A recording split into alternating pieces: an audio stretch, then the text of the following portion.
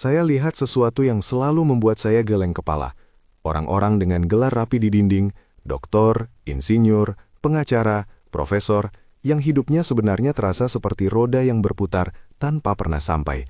Mereka mendapat gaji tinggi, punya posisi terhormat, tetapi rekening tabungan mereka kestabilan layaknya perahu kertas di sungai deras. Mengapa kecerdasan akademis tidak otomatis berbuah kebebasan finansial? Di sini saya akan menjelaskan 10 kebenaran pahit tentang mengapa banyak orang terpelajar tetap miskin.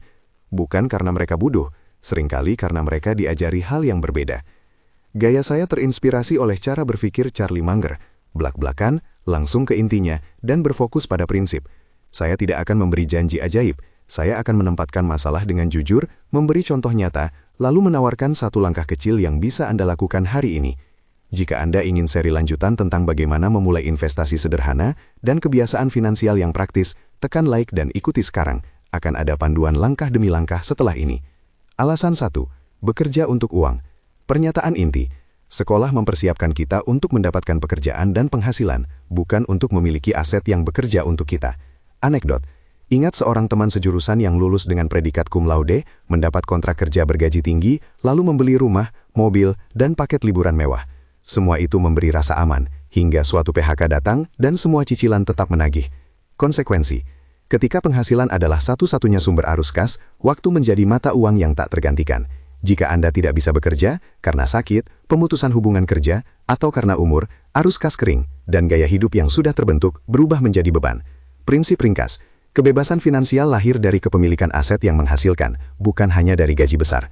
Langkah kecil hari ini, buat daftar mingguan yang memisahkan apa yang Anda miliki, aset, dan apa yang Anda keluarkan, liabilitas. Tandai satu pengeluaran yang bisa dialihkan ke bentuk yang bisa tumbuh, misal tabungan otomatis, atau pembelajaran tentang sumber pendapatan pasif. Alasan 2. Inflasi gaya hidup. Pernyataan inti. Saat penghasilan naik, pengeluaran sering melonjak mengikuti, untuk menampilkan status, bukan menambah nilai. Anekdot. Seorang dokter muda yang mendapat kenaikan besar membeli mobil lebih mahal agar sejajar dengan rekan sejawat. Dalam 2 tahun, cicilan, asuransi, dan biaya bahan bakar memakan sebagian besar kenaikan gajinya. Konsekuensi, gaya hidup yang meningkat memotong kapasitas menabung dan berinvestasi. Itu menanamkan ketergantungan pada pendapatan tinggi. Selama pendapatan itu ada, tampak aman, tetapi saat terganggu, keruntuhan finansial datang lebih cepat. Prinsip ringkas, kekayaan terlihat pada portofolio, bukan pada tampilan luar. Langkah kecil hari ini, terapkan aturan 6 bulan untuk pembelian besar. Tunda keputusan pembelian barang berharga selama 6 bulan. Jika keinginan bertahan dan tidak merusak keuangan, pertimbangkan. Jika tidak, batalkan. Alasan 4. Kredensial versus common sense. Pernyataan inti. Gelar dan kredensial dapat menumbuhkan overconfidence sampai orang lupa mempertanyakan dasar-dasar. Apakah ini bisnis yang menghasilkan uang? Anekdot. Seorang analis keuangan dengan gelar bergengsi terpesona oleh kompleksitas produk derivatif sampai lupa memeriksa apakah underlying bisnis menghasilkan nilai real.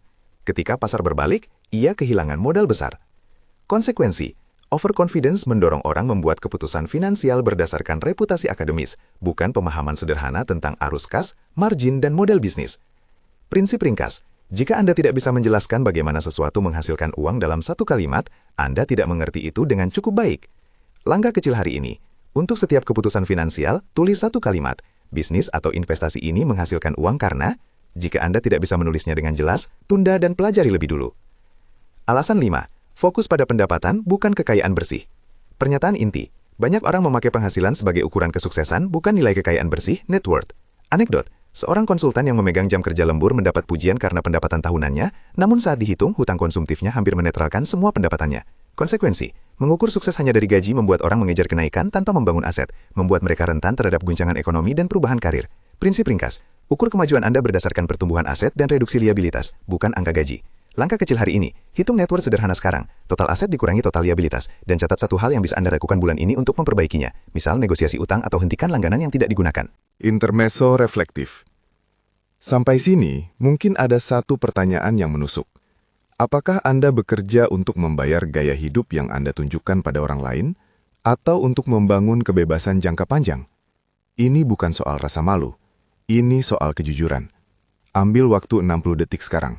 Pegang pena, tulis 3 hal pengeluaran yang Anda lakukan demi tampil, dan 1 langkah kecil yang menggantinya dengan sesuatu yang menambah nilai. Alasan 6, menunggu izin atau paralisis analisis. Pernyataan inti, lebih banyak informasi tidak selalu berarti keputusan yang lebih baik. Seringkali itu menunda tindakan yang diperlukan. Anekdot, seorang mahasiswa yang menunda investasi saham selama bertahun-tahun karena ingin menunggu sinyal yang jelas hingga pasar yang ideal berlalu. Konsekuensi, menunda berarti kehilangan waktu, komponen paling kuat dalam bunga majemuk. Memulai terlambat membuat perbedaan besar pada hasil jangka panjang.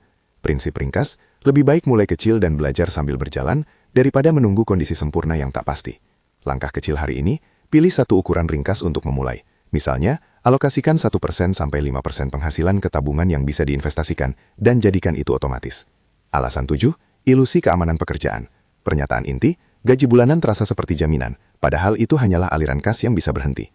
Anekdot, karyawan senior di perusahaan besar yang merasa aman tiba-tiba menerima surat PHK massal. Tanpa sumber pendapatan lain, kebiasaan pengeluaran lama mendesak hingga cadangan memudar. Konsekuensi, mengandalkan satu sumber pendapatan membuat rentan terhadap risiko sistemik, restrukturisasi, teknologi baru, atau peristiwa ekonomi. Prinsip ringkas, diversifikasi sumber pendapatan adalah bentuk proteksi paling nyata. Langkah kecil hari ini, tuliskan 3 potensi cara untuk mendapatkan pendapatan sampingan yang sesuai dengan keterampilan Anda. Bukan rencana besar, hanya opsi nyata. Alasan 8, bayar mahal untuk nasihat buruk. Pernyataan inti, industri jasa keuangan seringkali memiliki insentif yang tidak sejalan dengan kepentingan klien. Biaya tinggi bisa memakan hasil jangka panjang.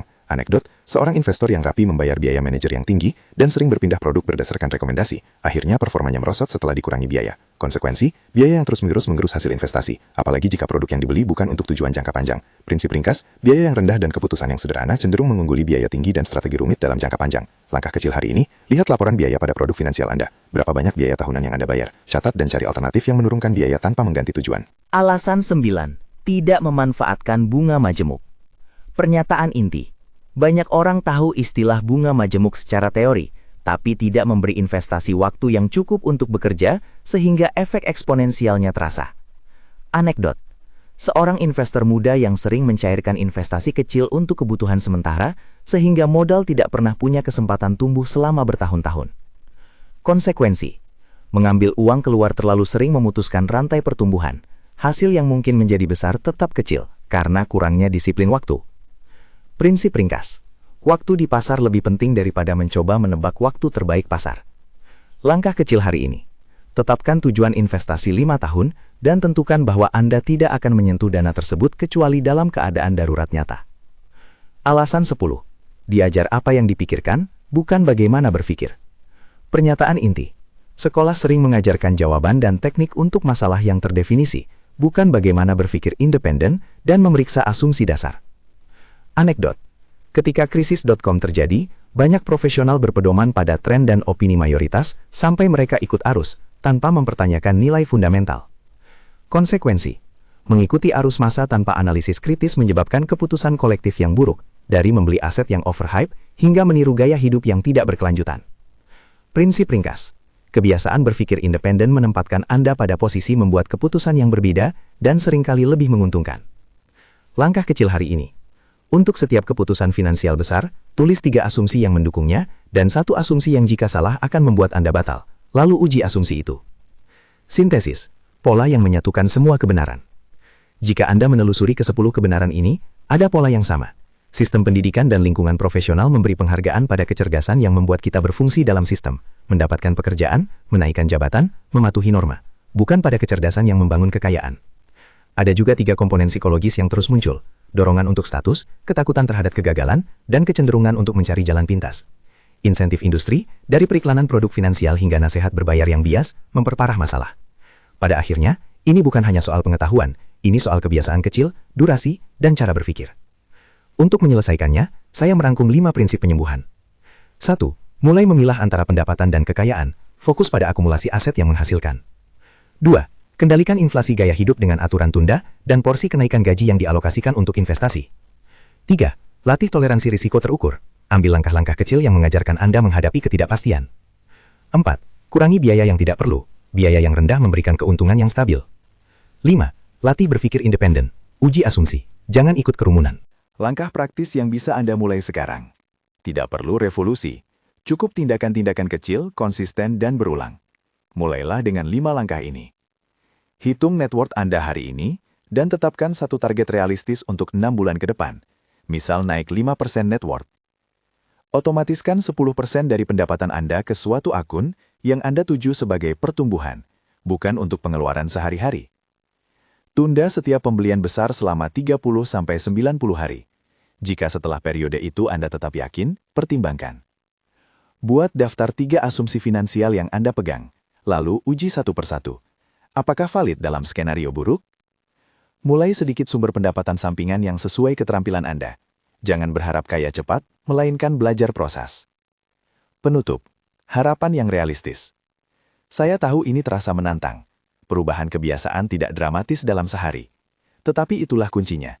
Keputusan kecil yang diulang, bukan kecerdikan satu kali yang membebaskan Anda. Gelar Anda memberi keunggulan intelektual. Manfaatkan itu untuk merekayasa kebiasaan yang bekerja untuk uang Anda, bukan hanya supaya Anda bekerja untuk uang. Ingat, kekayaan sejati seringkali tersembunyi. Itu bukan soal apa yang Anda pamerkan, melainkan apa yang Anda biarkan tumbuh di belakang layar. Jika Anda ingin panduan langkah demi langkah untuk mulai menerapkan prinsip-prinsip ini, dari membuat perhitungan net worth sederhana hingga membangun kebiasaan menabung otomatis, ada playlist praktis di deskripsi. Cek di sana bila Anda serius ingin mengubah kebiasaan sedikit demi sedikit. Jangan menunggu izin atau kondisi sempurna, mulailah hari ini dengan satu tindakan kecil. Kebebasan finansial bukan hadiah untuk orang yang paling pintar, melainkan buah dari kebiasaan yang konsisten.